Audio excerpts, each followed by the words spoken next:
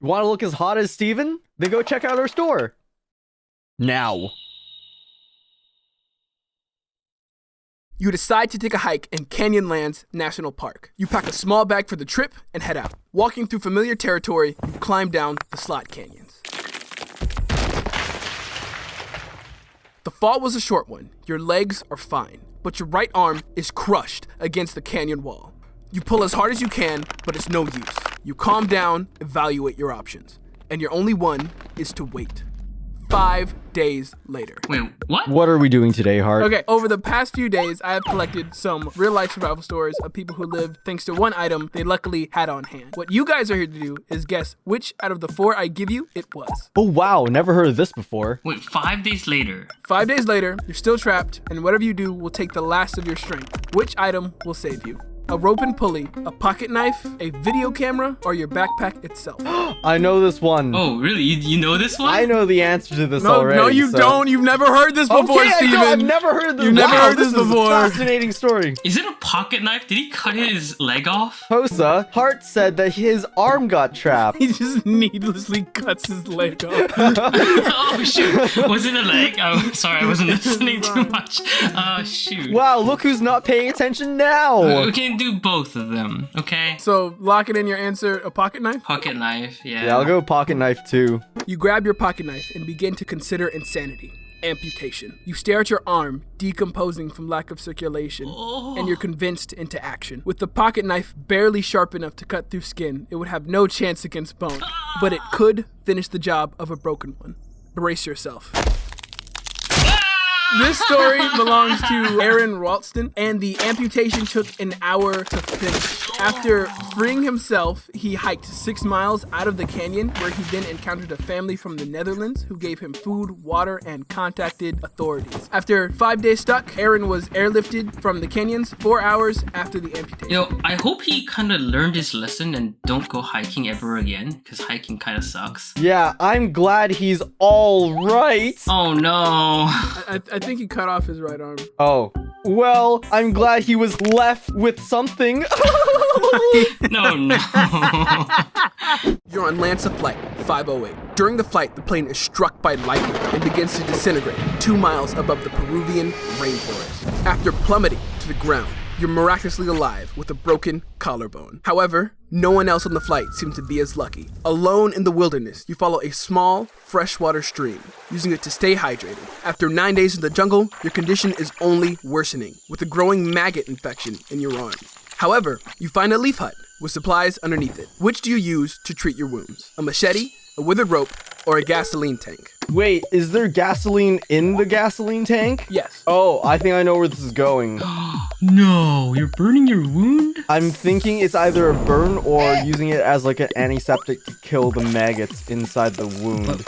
Would it be worse for you if the gasoline went into your wound and entered your bloodstream? Well, it's already like decaying, so it's not like it has any circulation in there. That's true. Okay, so you're thinking rope then, are you, host? There's no way it's another amputation. I know, Hart isn't that much into like gore and stuff, so I don't think that he would pick it twice just for shock value. Withered rope, Hart. Withered rope? Yes, I don't know how. I'm gonna go gasoline. We'll go with withered rope. Withered rope. Let's do it. Okay. You grab the withered rope, and it grabs back. A spear-headed snake bites you and slithers away. It being the most venomous snake in this jungle, your fate is sealed, and you collapse to the floor. I hate you. I hate you so much, Hart.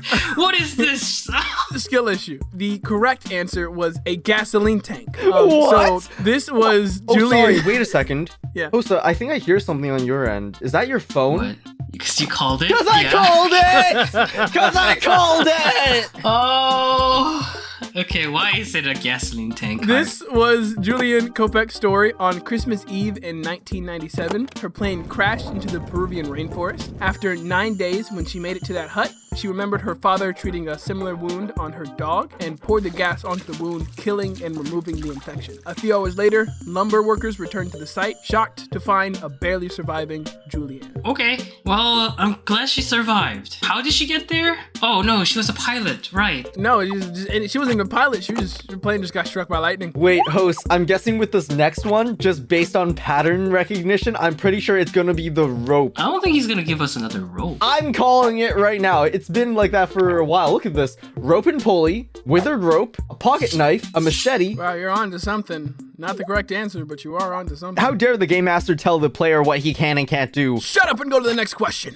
You're a shark fisherman off the Costa Azul, Mexico, departing on a 2-day deep fishing journey 100 miles offshore. 5 hours in, a storm brews and takes complete control of your ship. Your ship is taking on water and damage. If you don't drop weight soon, you'll sink. As you prepare to drop everything into the sea, which of these 4 items do you keep?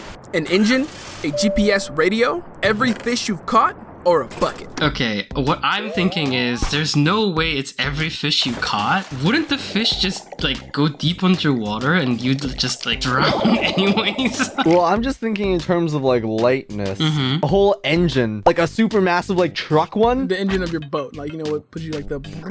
Oh, the motor. Yeah. Okay, that's not an engine. Same difference. You're same difference. Bro, you know what? If you want to fight, we can. Okay, let's go. Like, I always want to square up with the Hi, god of the dude. realm. What's up? What's Let's up, go. bro? Yo, I'm where's serving. your lightning now? I got none. I got hands. Okay, every fish you caught. Yeah, you know, I'll say like 50 fish. That'd be okay. So y'all are holding on to every fish you've caught. Yeah. Yeah. Okay, you push everything else into the ocean and hold on to your catch. Unfortunately, this is 500 kilograms of fish, and with the ship even more top-heavy, you sink into the ocean. How many sharks is that? I don't know, bro, but this is what the sources said. Wait, 500 pounds of shark. That's like 10 sharks. Hey, good math, bro. There's more research than I did. So what was the right answer?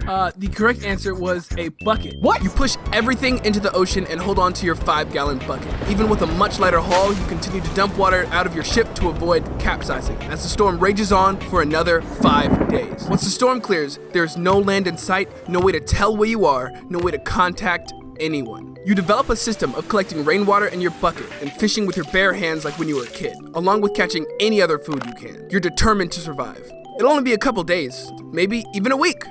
438 days later. What? Oh my gosh. We should have kept the shark. You are kidding. So this was the story of Jose Salvador Alvarenga actually surviving 14 months stranded at sea. It took over a year for him to find land as he floated over 6,000 miles across the world, starting in Mexico and ending in the Marshall Islands. Which country is that? 6,000 miles away from Mexico. It's the country below the United States, host. I don't know what to tell you. It took him a year to find land? Yeah, so he had no motor. That broke from the rain. He had no GPS, so he was just stranded. He actually had a partner in the real story. If you... He ate him. No, he didn't eat him. Oh, okay. But he didn't make it because it is insane to live over a year at sea stranded. I would have eaten Hosa. I'm okay.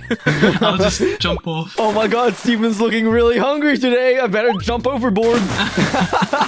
Well, those are all of my survival stories. I again urge you to check these out down below. Check our sources, because these were real people with real stories who really went through this horror.